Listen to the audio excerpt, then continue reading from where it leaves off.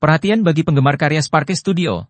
Kami akan segera melihat animasi baru berkualitas tinggi, cerita menggembala dewa.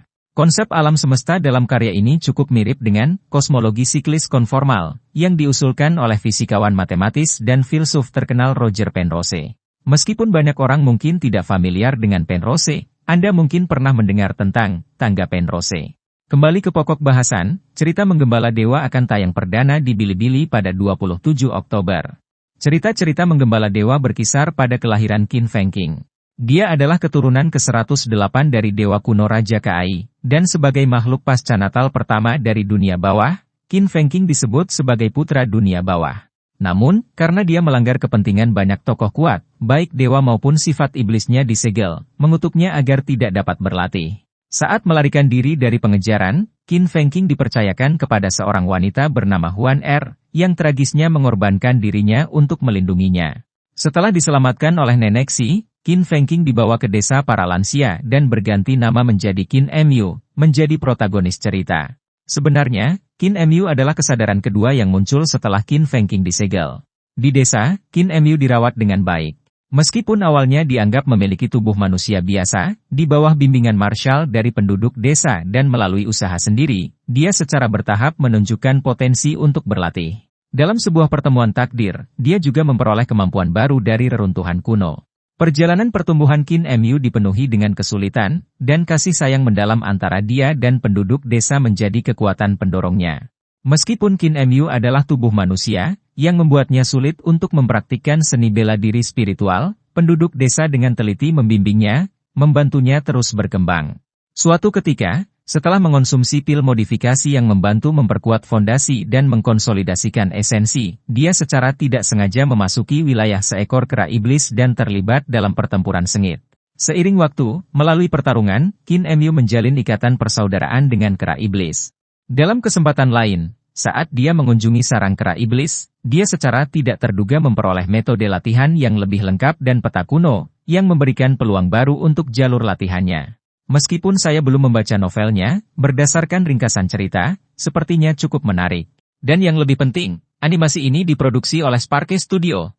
Dari trailer resminya, desain karakternya unik, gerakannya halus dan alami, adegan seni bela diri sangat terkoordinasi dengan baik, dan latar belakang serta detailnya sangat tepat.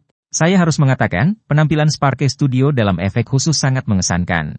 Saya percaya cerita menggembala dewa akan menjadi anime yang sangat menarik dan sesuatu yang layak ditunggu. Apa pendapatmu? Selain cerita menggembala dewa, saya juga menemukan animasi lain yang sudah lama ditunggu-tunggu akan segera ditayangkan, yaitu Saya Adalah Dewa Besar Musim 3. Ini akan mulai tayang di Tencent Video pada 28 Oktober. Sudah hampir 4 tahun sejak musim terakhir berakhir, dan saya sudah sangat menunggu. Jika Anda belum menonton 2 musim pertama, saya sangat merekomendasikannya. Tentu saja, izinkan saya memperkenalkan garis besar ceritanya di sini. Saya Adalah Dewa Besar bercerita tentang seorang anak berusia 7 tahun yang menderita penyakit penuaan dini yang langka karena tubuhnya dihuni oleh jiwa reinkarnasi dari pendekar pedang terkuat dari dunia surgawi. Dalam sebuah kecelakaan, dia memasuki dunia surgawi dan mengetahui bahwa dia bisa memperpanjang hidupnya dengan mengumpulkan esensi umur panjang. Saat dia mengumpulkan esensi umur panjang, dia tidak hanya terjerat dalam konflik antar sekte tetapi juga menghadapi ancaman dari ras iblis. Namun, bagaimana mungkin orang-orang dengan pemikiran kuno dari dunia surgawi dapat mengalahkan seorang manusia modern dengan kecerdasan tinggi? Dengan metodenya, dia bisa sepenuhnya mempermainkan mereka. Ini menambahkan banyak momen lucu pada alur cerita.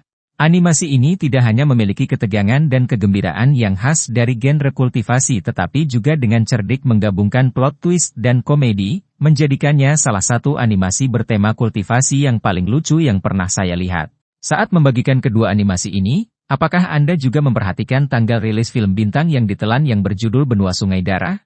Sejak 10 Oktober, tidak ada video promosi baru yang dirilis di Tencent Video atau akun resmi Weibo. Ini mengingatkan saya pada situasi sebelum bintang yang ditelan kembali ditayangkan, dan saya tidak bisa tidak merasa sedikit khawatir. Promosi sebelumnya membuat saya bertanya-tanya apakah itu hanya untuk acara pemutaran awal, betapa saya iri pada mereka yang bisa menontonnya lebih awal. Jika itu masalahnya, tanggal rilis film mungkin disesuaikan dengan alur cerita animasi. Namun, tampaknya kali ini ada lebih sedikit acara terkait dibandingkan sebelumnya. Saya harap saya salah. Bagaimanapun, pertarungan jenius baru saja berakhir, jadi masih mungkin film ini akan tayang perdana pada 29 Oktober.